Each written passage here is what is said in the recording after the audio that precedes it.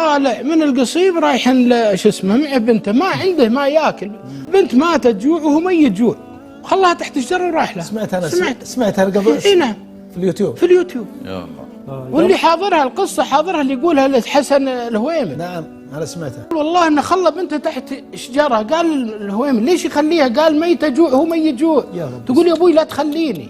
ما عنده ما ياكلها ولا تاكل، خلاها تحت القشعه ومشى. وراح وياك. اي وراح للعراق، يوم خذ له سنتين يمر على القشعه ولحظه ماتها تحت الشجره، خذها ودفنها. الله المستعان. هذه قصه والله سمعتها. يعني هذه ترى لها 65 او 70 سنه، ما هي بعيده يا اخوان. والان اقول لكم ان السفره عليها 20 25 نوع من والاكل ما ندري وين وشي. وهنجر ستيشن شغال. كل ما جيت لك زباله الله يعزكم اللي عليه 3 اكياس مربوطه على طرف، يعني اني انا خلاص ابريت ذمتي انها ما حطيتها في الزباله، هذا ابراء الذمه عنده. انه يربط الفطاير والسمبوسه وباقي التمر وباقي السفره على طرفه. يا اخي ينشرها في السطح، واذا لقيت طلعت البر حطها حيوانات. هذا اللي بيجون يشيلون الزباله مو بعارفين كيس هذا ولا مو كيس هذا.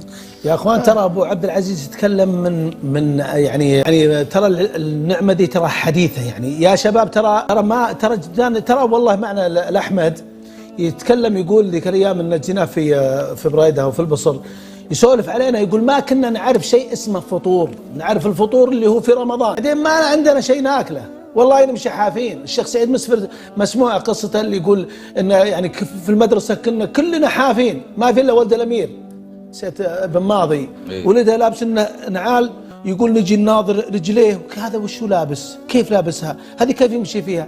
يا ناس اليوم دواليب مليانه كلها ثياب واشكال والوان، يا ناس اشكروا النعمه، لا تذب النعمه تحفظ، مو بلازم انك يا اخي تحط ازود من حاجتك، هم لا هذا راح تربطه في عند الزباله، لا انت اطبخ قد حاجتك اللي تاكلها اطبخ قدها.